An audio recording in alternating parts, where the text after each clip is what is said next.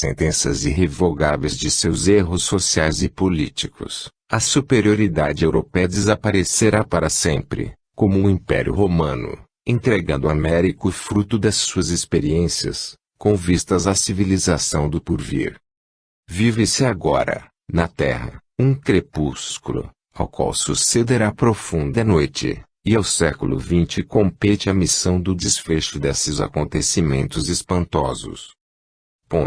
Sim, porque depois da treva surgirá uma nova aurora. Luzes consoladoras envolverão todo o orbe regenerado no batismo do sofrimento. O homem espiritual estará unido ao homem físico para sua marcha gloriosa no ilimitado, e o espiritismo terá retirado dos seus escombros materiais a alma divina das religiões, que os homens perverteram, ligando-as no braço acolhedor do cristianismo restaurado. Finalmente, reproduzindo a voz do próprio Cristo, diz Emmanuel: quando a escuridão se fizer mais profunda nos corações da terra, determinando a utilização de todos os progressos humanos para o extermínio, para a miséria e para a morte, derramarei minha luz sobre toda a carne, e todos os que vibrarem com o meu reino e confiarem nas minhas promessas, ouvirão as nossas vozes e apelos santificadores. Sim. Amados meus, porque o dia chegará no qual todas as mentiras humanas hão de ser confundidas pela claridade das revelações do céu. Um sopro poderoso de verdade e vida varrerá toda a terra, que pagará, então, a contínua evolução dos seus institutos, os mais pesados tributos de sofrimentos e de sangue.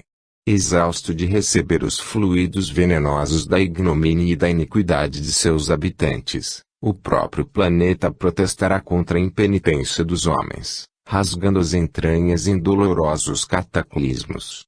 As impiedades terrestres formarão pesadas nuvens de dor que rebentarão, na face escura da terra e, então, das claridades da minha misericórdia, contemplarei meu rebanho desditoso e direi como os meus emissários: ó Jerusalém, Jerusalém.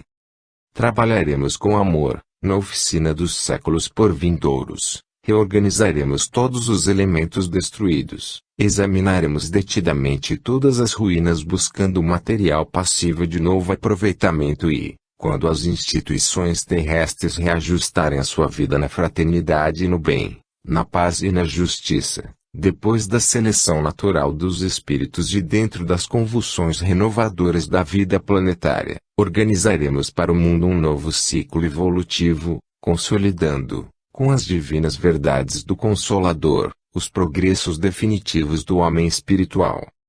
O quando desses acontecimentos nos remete a Jesus, não vos compete conhecer tempos ou épocas que o Pai reservou para sua exclusiva autoridade. Atos 1:7. Ainda, mas a respeito daquele dia e hora ninguém sabe, nem os anjos dos céus, nem o Filho, senão somente o Pai. Mate 24:36.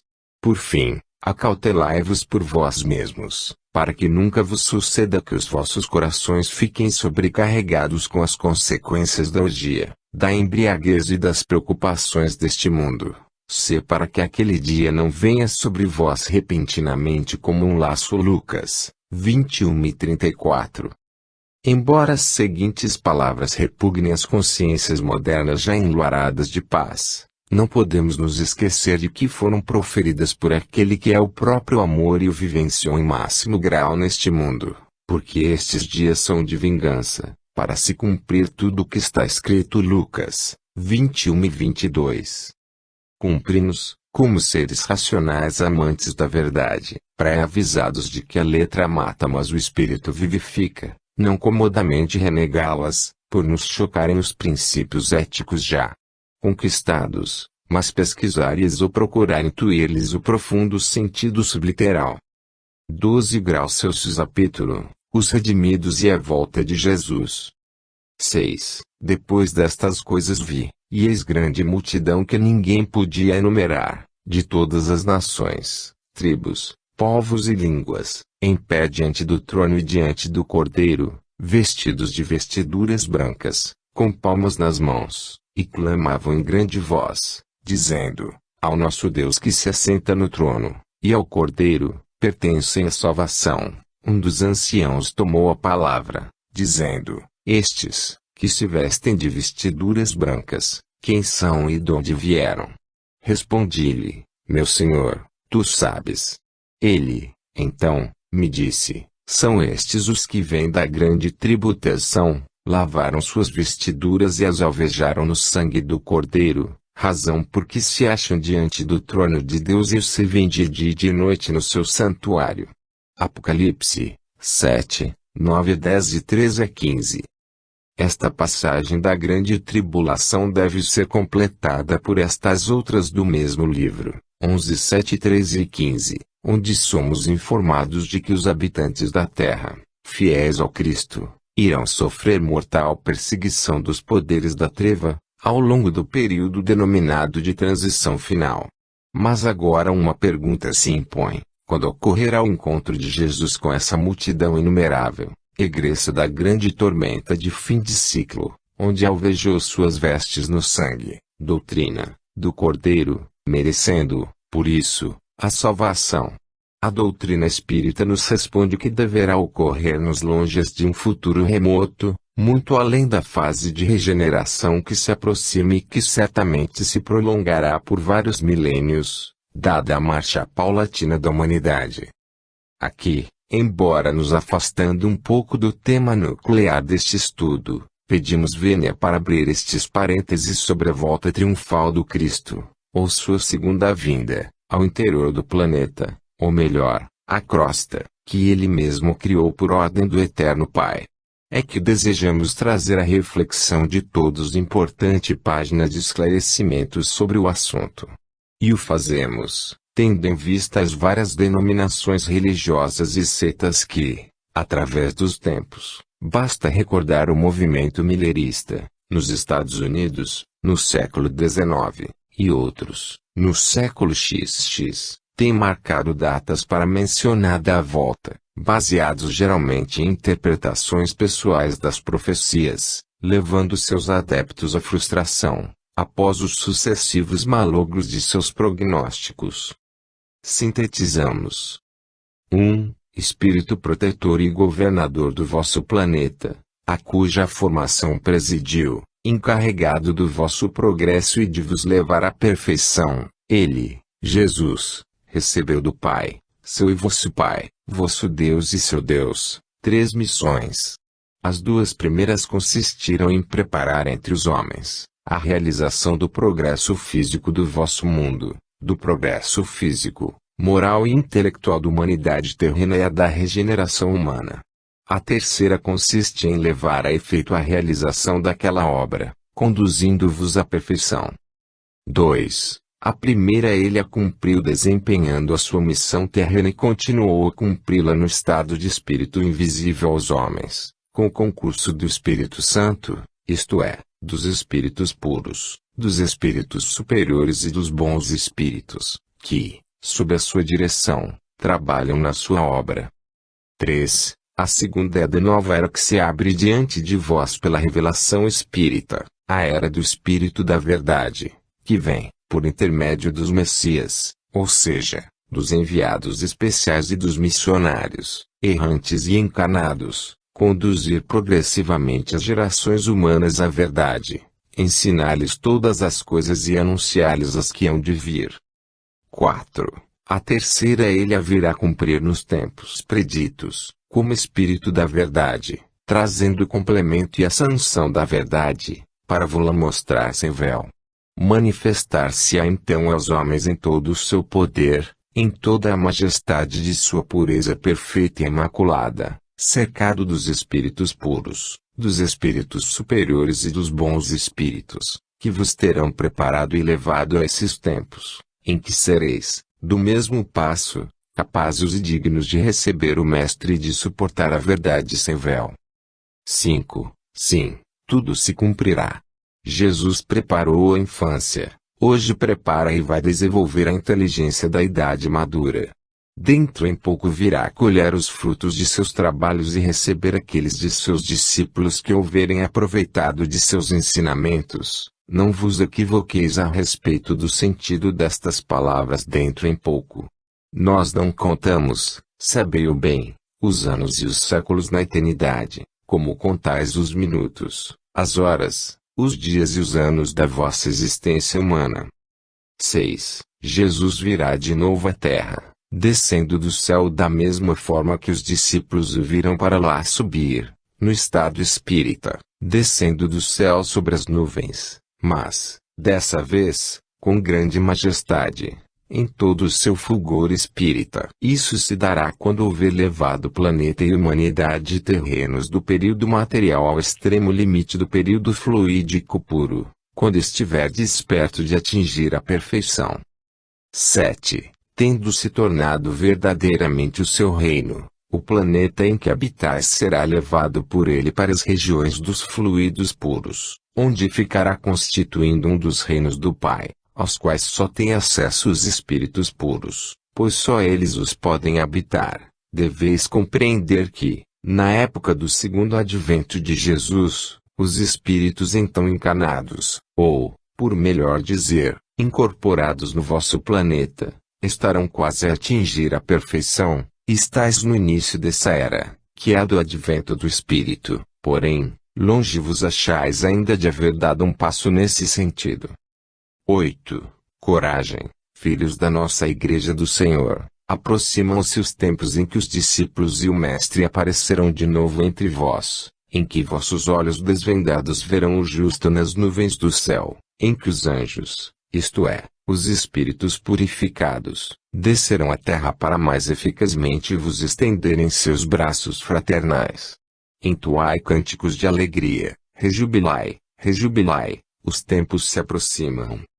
Como dissemos acima, arrimados nesta e em várias outras passagens da codificação kardeciana, o encontro de Jesus com a humanidade renovada deverá ocorrer nos longes de um futuro remoto. Ou seja, muito além da fase de regeneração que se aproxima e que certamente se prolongará por vários milênios, dada a marcha paulatina do ser humano. O que normalmente acontece com os prosélitos desses movimentos religiosos mais afoitos, de forte colorido messiânico, é que de tempos em tempos se deixam empolgar por suas lideranças, nem sempre transparentes em seus objetivos, pelo menos para os adeptos.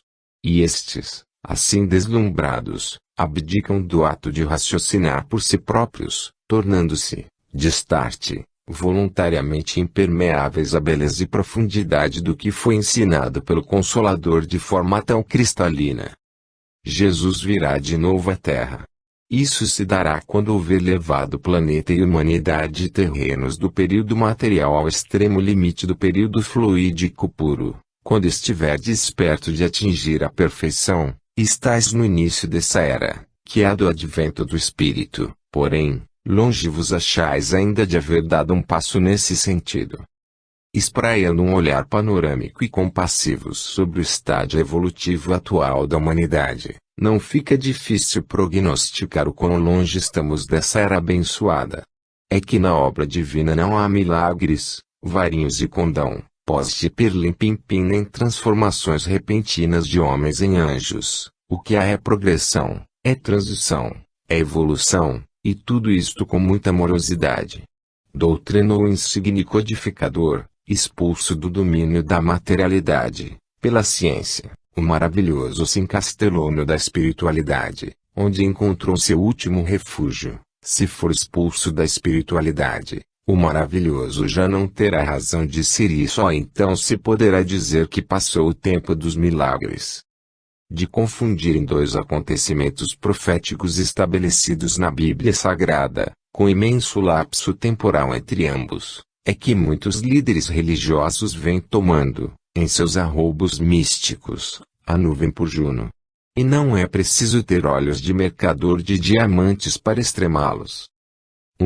E a evidência que grande parte da humanidade terá da presença do Cristo nos céus do planeta quando da época da grande tribulação, pois é fato assente que as faculdades anímicas se aguçam e exteriorizam durante as grandes dores individuais ou os cataclismos coletivos.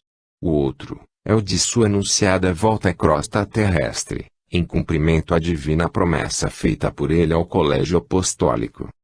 Diz, textualmente, Jesus no livro de Mateus, capítulo 24, versículos 20 a 27, ao comentar os acontecimentos do chamado Armagedon. 20. Orai para que a vossa fuga não se dê no inverno, nem no sábado. 21. Porque nesse tempo haverá grande tribulação, como desde o princípio do mundo até agora não tem havido, e nem haverá jamais. 22. Não tivessem aqueles dias sido abreviados, e ninguém seria salvo, mas por causa dos escolhidos tais dias serão abreviados. 23. Então se alguém vos disser, eis aqui o Cristo, ou, ei-lo ali, não acrediteis. 24. Porque surgirão falsos cristos e falsos profetas operando grandes sinais e prodígios para enganar, se possível, os próprios eleitos. 25. Vede que vos tenho predito. 26. Portanto, se vos disserem, eis que ele está no deserto, não saiais, ei-lo no interior da casa. Não acrediteis.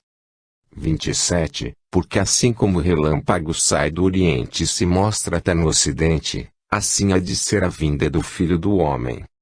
Para os que têm olhos de ver e ouvidos de ouvir, o Divino Mestre falou com grande clareza, dizendo que não estaria presente entre os homens, nem no deserto, nem no interior da casa, nem em lugar algum, nesse período de grande tumulto, mas seria visível no alto, tanto por crentes quanto por ímpios. Vide Apocalipse 1:7, como se fosse um relâmpago que riscasse o céu de oriente a ocidente. Versículo 27.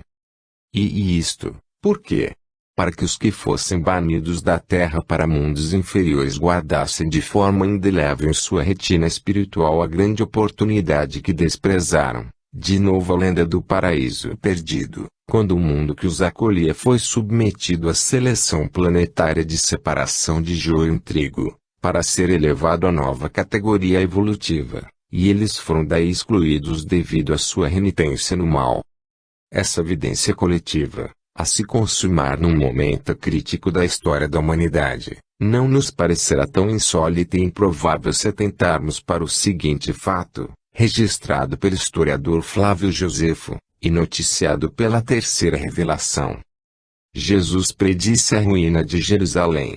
Conforme a história vos transmitiu, durante um ano inteiro foi visto sobre aquela cidade um cometa, que aparentava a forma de uma espada, ao mesmo tempo que em toda a província, antes do nascer do sol, se viam, atravessando as nuvens, carros cheios de guerreiros.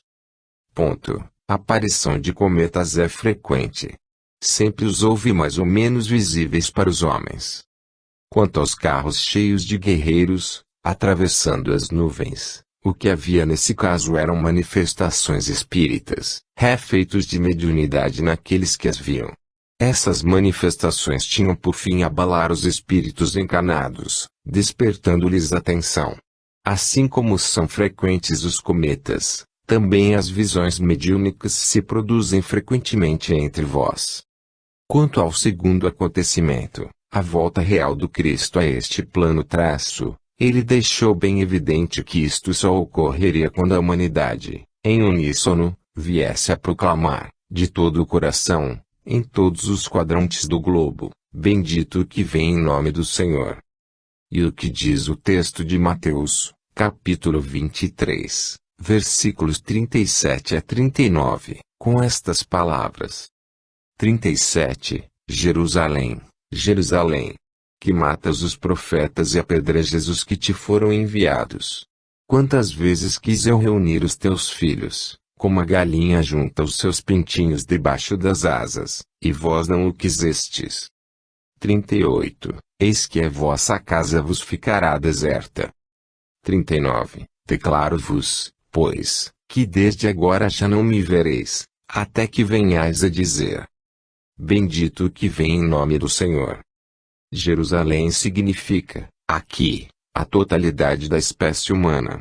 E não nos consta que os sobreviventes da grande tribulação estarão de almas puras, harmonizadas e unificadas, proclamando num cântico de júbilo aquele celso hosana de boas-vindas ao Salvador.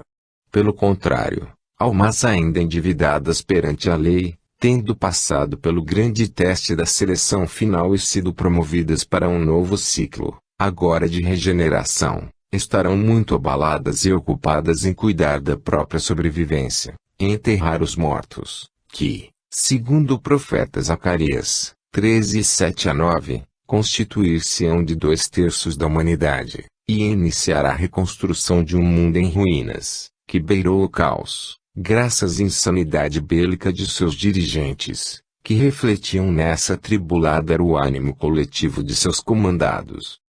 O cântico de glória bendito que vem em nome do Senhor será entoado, sim, de todo o coração, por toda a humanidade, mas somente quando essa mesma humanidade estiver entrando no último ciclo evolutivo deste planeta, aquele que foi denominado, pelas venerandas entidades que ditaram a terceira revelação, de mundo celeste ou divino.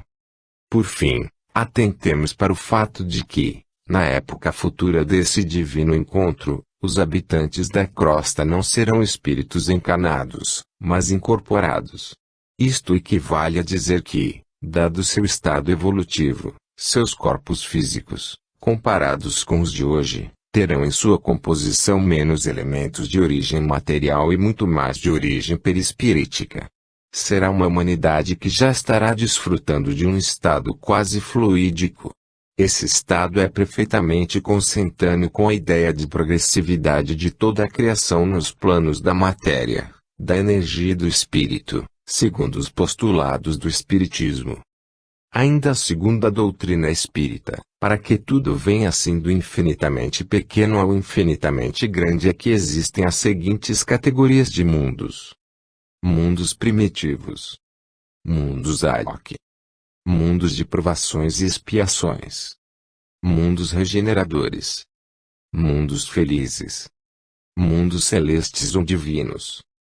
Mundos primitivos, saídos dos fluidos incandescentes, mundos onde se elaboram as essências espirituais que ali são depositadas, onde, quando o globo tem entrado no período material, elas se desenvolvem e progridem, passando, progressiva e sucessivamente, pela materialização nos reinos mineral e vegetal e, depois, pela encarnação no reino animal.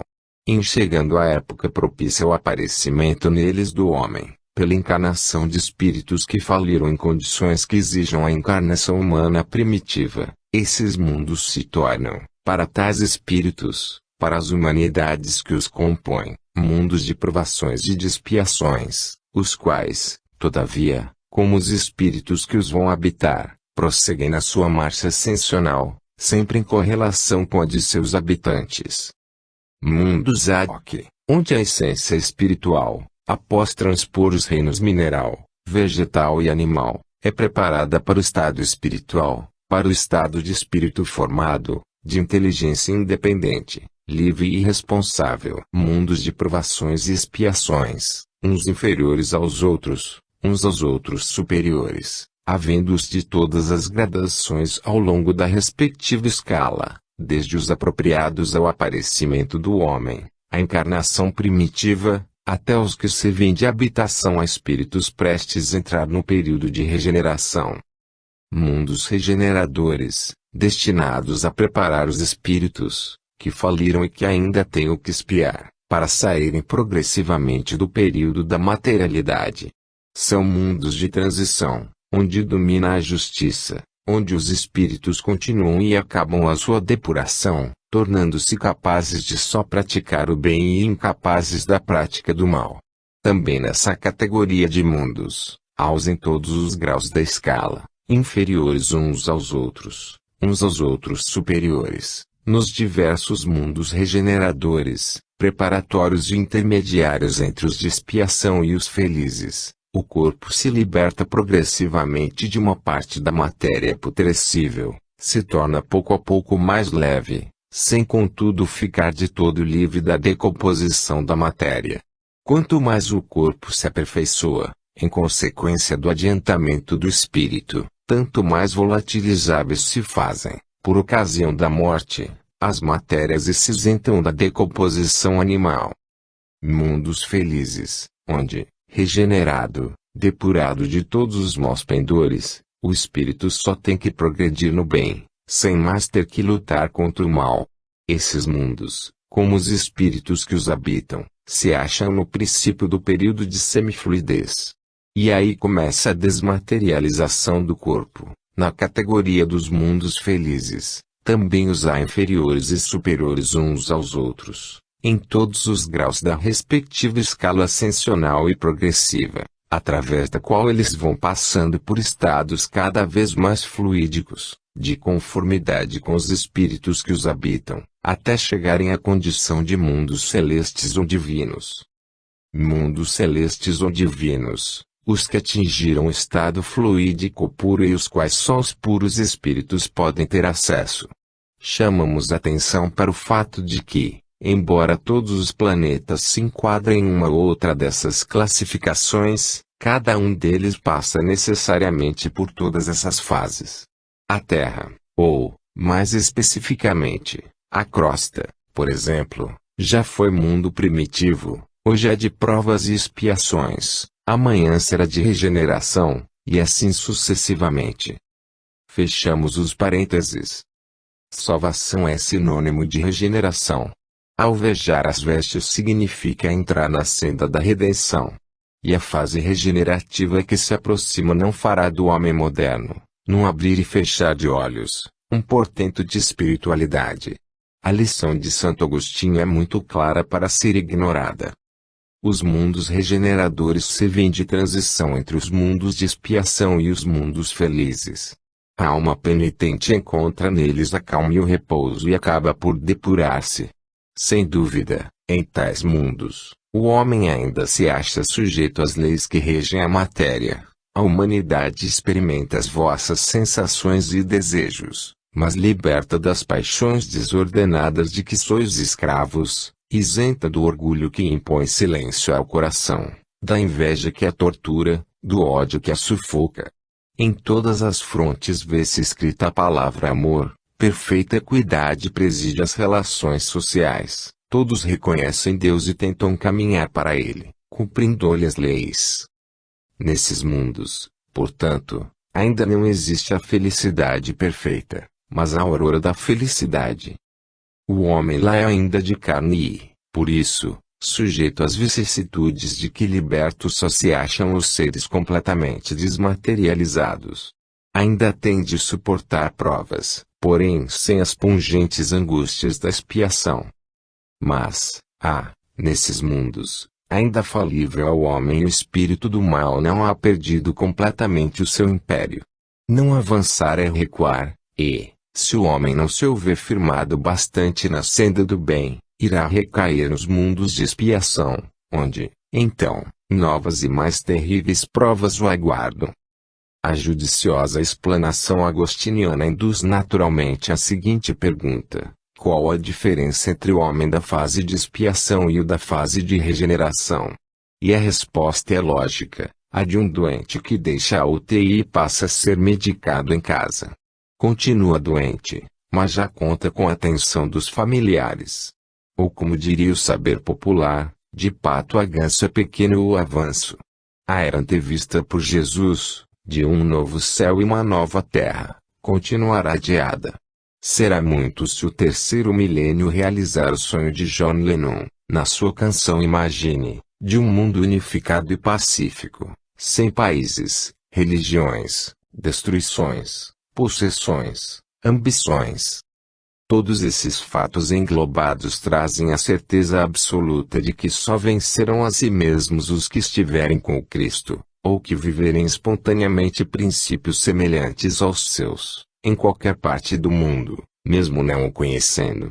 É o que ensinam os Espíritos, com estas palavras: o cristianismo, propriamente dito, tal como em geral o ensinam, é um recinto acanhado, muito acanhado, para que possa conter mais do que uma fração mínima da humanidade.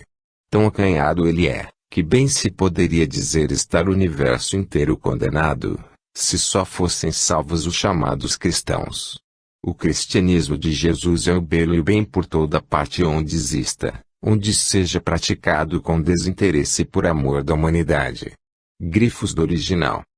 Os que assim agem, colocam-se sob a custódia divina, conforme sua sublime promessa, porque guardaste a palavra da minha perseverança, também eu te guardarei da hora da provação que há de vir sobre o mundo inteiro, para experimentar os que habitam sobre a terra. Apõe, 13:10. E completa o evangelista Marcos, 13:20, não tivesse o Senhor abreviado aqueles dias, e ninguém se salvaria, mas por causa dos eleitos que ele escolheu, abreviou tais dias. Tranquilizem-se as almas excessivamente sensíveis, que se condoem da sorte dos que se classificarão à esquerda do Cristo. Como ensino consolador, Jesus não estabeleceu duas categorias de espíritos, uma de eleitos e outra de réprobos. É preciso compreender toda a grandeza do sentido das palavras do Divino Mestre. O Filho do Homem não veio para ser servido, mas para servir e dar sua vida pela redenção de muitos. Disse de muitos e não de todos, porque, ao tempo da purificação desse mundo, espíritos rebeldes e obstinadamente culpados haverá que serão afastados desse planeta e mandados para outros de categoria inferior, onde terão de espiar e progredir, sob as vistas de outro Cristo de Deus. Assim, nem todos chegarão ao fim, ou seja, à perfeição debaixo da mesma direção, mas todos hão de chegar. Está bem visto, portanto, que ser salvo ou eleito não significa qualquer deferência concedida por Deus a algumas pessoas, de preferência a outras. Significa ser classificado por seus próprios méritos para uma nova etapa evolutiva, geralmente no mesmo planeta e na mesma esfera, renovado em esferas mais sublimes. E para isso não será preciso ocorrer o fim do mundo. Eis que faço novas todas as coisas, diz Jesus, Apõe. 21:5. E fazer novo não é o mesmo que fazer de novo. Fazer de novo é zerar o que está feito e iniciar nova criação. Fazer novo é renovar o que já existe. O Cristo fará, pois, com o planeta exatamente o que faz com o ser humano, visto que permite ao espírito transitar de infinitamente pequeno, passando por todos os reinos da natureza, ao infinitamente grande, até resplandecer no reino de seu Pai como as estrelas no firmamento. Assim também o planeta progride e se depura. Quando essa progressão atingir a plenitude, será o fim do mundo. Do terrorismo psicológico religioso e do obscurantismo espiritual. 13 graus Celsius. Capítulo, Trigo e Joio. A situação dos habitantes do planeta, entretanto, se modifica de acordo com as dimensões fluidofísicas da Terra. Nas esferas inferiores, como abismo em trevas, só existe joio entre os seus habitantes residentes. Os grânulos de trigo que por lá transitam somente o fazem em missões socorristas de comovente piedade cristã. Na crosta, que habitamos, a erva daninha está e permanecerá misturada ao trigo em todos os povos, tribos, línguas e nações, e também, é claro, em todas as religiões, até o dia, ou período profético, da ceifa prometida por Jesus. Ainda uma vez, quem nos socorre? Kardec. Tendo que reinar na terra o bem, necessário é sejam dela excluídos os espíritos endurecidos no mal e que possam acarretar-lhe perturbações. Deus permitiu que eles aí permanecessem o tempo de que precisavam para se melhorarem, mas, chegado o momento em que, pelo progresso moral de seus habitantes, o globo terráqueo tende a ascender na hierarquia dos mundos, interdito será ele, como morada, a encarnados e desencarnados que não hajam aproveitado os ensinamentos que uns e outros se achavam em condições de aí receber. Serão exilados para mundos inferiores, como foram outrora para terras da raça adâmica, vindo substituí-los espíritos melhores.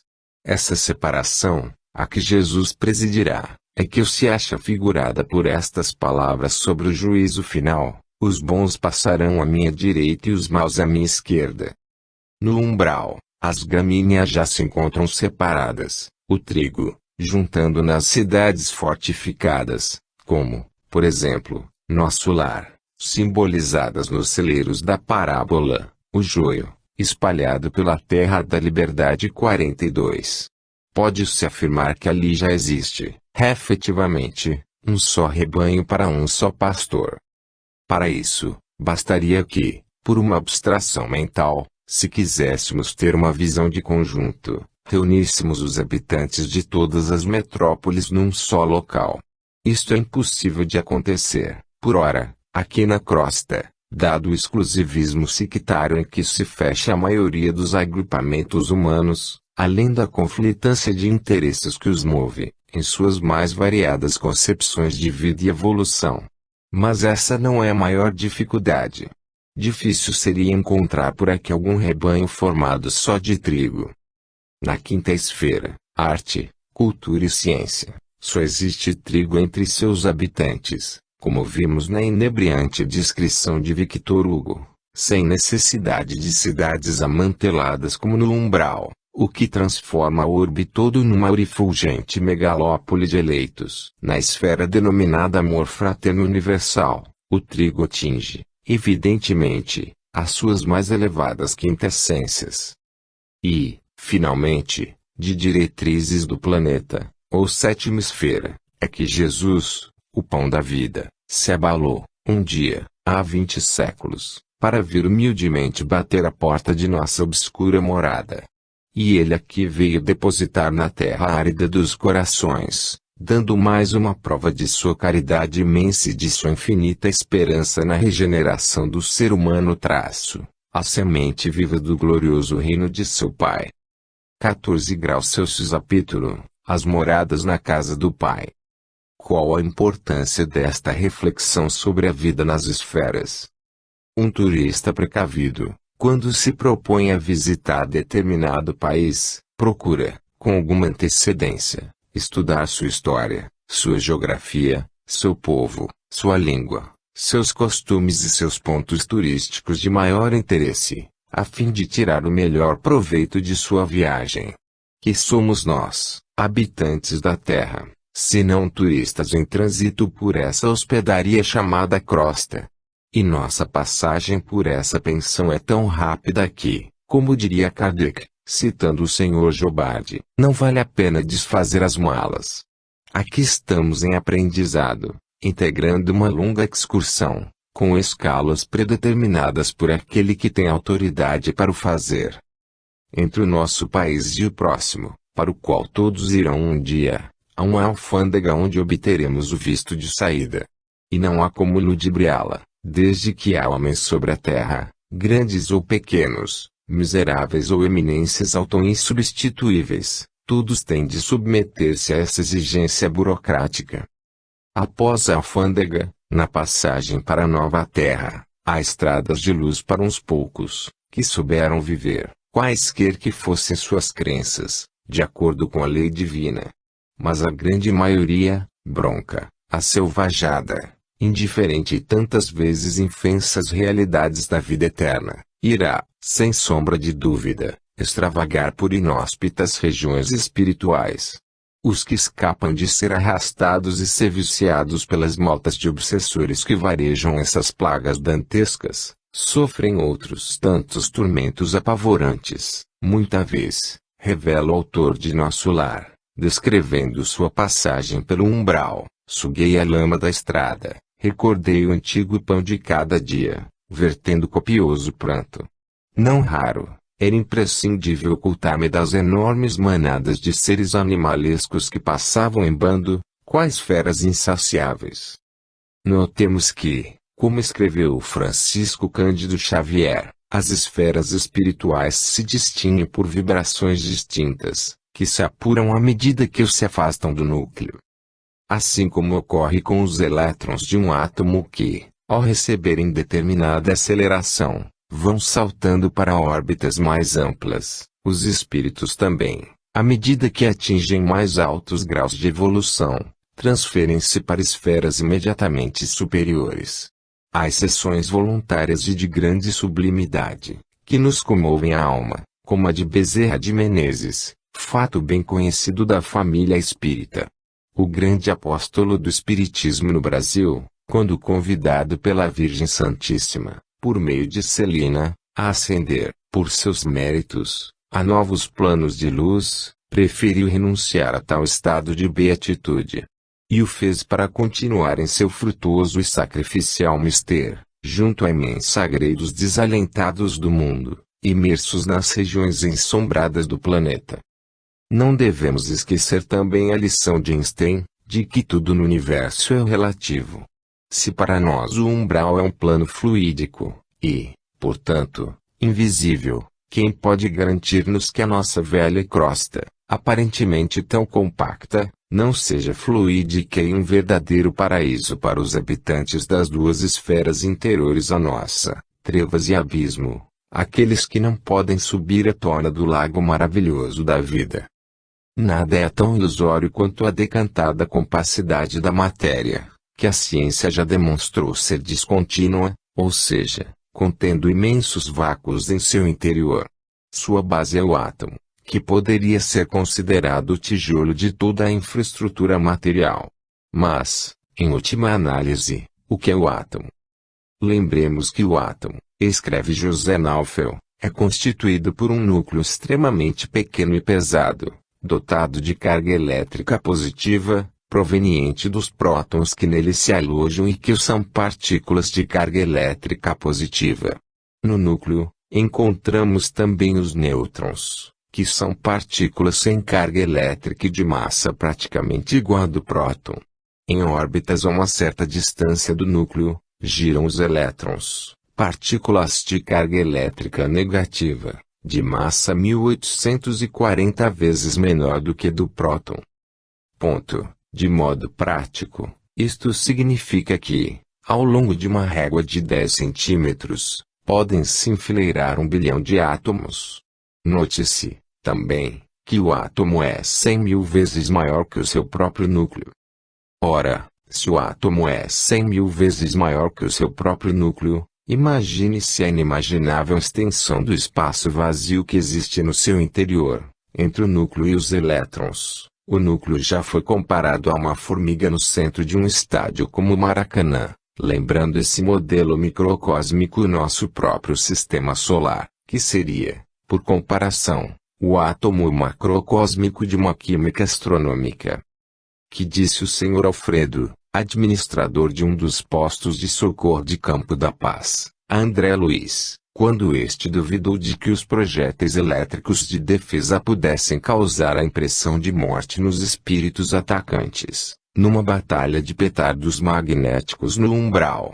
Meu amigo, se já não estamos na carne, busquemos desencanar também os nossos pensamentos. A crosta é apenas um dentre os planos de vida da Terra e se sente muito envergonhada, dado o atraso moral de seus habitantes, perante as outras altas e radiantes esferas de nosso planeta. Aos que fazem dela o centro do universo, ponto de referência para tudo e único foco de vida existente, podemos dizer, parodiando o irmão Alfredo, meus irmãos, se já não estamos nas trevas, busquemos desentrevar também os nossos pensamentos. Diante, pois, dos fatos mencionados, podemos intuir serenamente que Jesus, ao falar de outras muitas moradas na casa do Pai, não prometeu a seus discípulos somente transferi-los para outros planetas mais elevados, mas assegurou principalmente guindá-los a esferas mais luminosas da própria Terra, para bem junto de seu coração amoroso, quando lhes disse: na casa de meu Pai há muitas moradas. Se assim não fora, eu vou-lo teria dito. Pois vou preparar-vos lugar. E quando eu for, e vos preparar lugar, voltarei e vos receberei para mim mesmo, para que, onde eu estou, estejais vós também. João 14, 2-3. 15 graus Celsius. Capítulo: o esplendor da nova era. Vi novo céu e nova terra, pois o primeiro céu e a primeira terra passaram, e o mar já não existe. Vi também a cidade santa, a nova Jerusalém, que descia do céu, da parte de Deus, ataviada como noiva adornada para o seu esposo. Então ouvi grande voz vinda do trono, dizendo: eis o tabernáculo de Deus com os homens. Deus habitará com eles. Eles serão povos de Deus e Deus mesmo estará com eles. e lhes enxugará dos olhos toda lágrima, e a morte já não existirá, já não haverá luto, nem pranto, nem dor, porque as primeiras coisas passaram. E aquele que está sentado no trono disse: Eis que faço novas todas as coisas. E acrescentou: Escreve, porque estas palavras são fiéis e verdadeiras. Disse-me ainda: Tudo está feito. Eu sou o Alfa e o Ômega, o princípio e o fim. Eu, a quem tem sede, darei de graça da fonte da água da vida. O vencedor herdará estas coisas, e eu lhe serei Deus, e ele me será filho. Então veio um dos 7 anjos, e falou comigo, dizendo: Vem, mostrar-te-ei a noiva, a esposa do Cordeiro, e me transportou, no espírito, até uma grande e elevada montanha, e me mostrou a santa cidade, Jerusalém, que descia do céu, da parte de Deus, a qual tem a glória de Deus. O seu fulgor era semelhante a uma pedra preciosíssima, como pedra de jaspe cristalina. Tinha grande e alta muralha, 12 portas, e junto às portas 12 anjos. As 12 portas são 12 pérolas, e cada uma dessas portas de uma só pérola. A praça da cidade é de ouro puro, como vidro transparente. Nela não vi santuário, porque o seu santuário é o Senhor, o Deus Todo-Poderoso e o Cordeiro. A cidade não precisa nem do sol, nem da lua, para lhe darem claridade, pois a glória de Deus iluminou, e o Cordeiro é a sua lâmpada. As nações andarão mediante a sua luz, e os reis da terra lhe trazem a sua glória. As suas portas nunca jamais se fecharão de dia, porque nela não haverá noite. E lhe darão a glória e a honra das nações. Então me mostrou o rio da água da vida, brilhante como cristal, que sai do trono de Deus e do Cordeiro. No meio da sua praça, de uma outra margem do rio, está a árvore da vida, que produz 12 frutos, dando seu fruto de mês em mês, e as folhas da árvore são para a cura dos povos. Nunca mais haverá qualquer maldição. Nela estará o trono de Deus e do Cordeiro. Os seus servos o servirão, contemplarão a sua face, e nas suas frontes está o nome dele. Então já não haverá noite, nem precisam eles de luz de candeia, nem da luz do sol, porque o Senhor Deus brilhará sobre eles, e reinarão pelos séculos dos séculos. Disse-me ainda: Estas palavras são fiéis e verdadeiras. O Senhor, o Deus dos espíritos dos profetas, enviou o seu anjo para mostrar aos seus servos as coisas que em breve devem acontecer. Eis que venho sem demora. Bem-aventurado aquele que guarda as palavras da profecia deste livro. Eu, João, sou quem ouviu e viu estas coisas. E, quando as ouvi e vi, prostrei-me ante os pés do anjo que me mostrou essas coisas, para adorá-lo. Então ele me disse: Vê, não faças isso, eu sou conservo teu, dos teus irmãos, os profetas, e dos que guardam as palavras deste livro. Adora a Deus. Disse-me ainda: Não seles as palavras da profecia deste livro, porque o tempo está próximo. Continue o injusto fazendo injustiça, continue o imundo ainda sendo imundo, o justo continue na prática da justiça, e o santo continue a santificar-se. E eis que venho sem demora, e comigo está o galardão que tenho para retribuir a cada um segundo as suas obras. Eu sou o Alfa e o Ômega, o primeiro e o último, o princípio e o fim. Bem-aventurados aqueles que lavam as suas vestiduras, para que lhes assista o direito à árvore da vida, e entrem na cidade pelas portas. Eu, Jesus, enviei o meu anjo para vos testificar estas coisas às igrejas. Eu sou a raiz e a geração de Davi, a brilhante estrela da manhã. O Espírito e a noiva dizem: Vem. Aquele que ouve diga: Vem. Aquele que tem sede, venha, e quem quiser receba de graça a água da vida. Eu, a todo aquele que ouve as palavras da profecia deste livro, testifico: se alguém lhes fizer qualquer acréscimo, Deus lhe acrescentará aos flagelos escritos neste livro. E se alguém tirar qualquer coisa das palavras do livro desta profecia, Deus tirará sua parte da árvore da vida, da cidade santa, e das coisas que se acham escritas neste livro. Aquele que dá testemunho destas coisas diz: certamente venho sem demora. Amém. Vem, Senhor Jesus. A graça do Senhor Jesus seja com todos. Fim.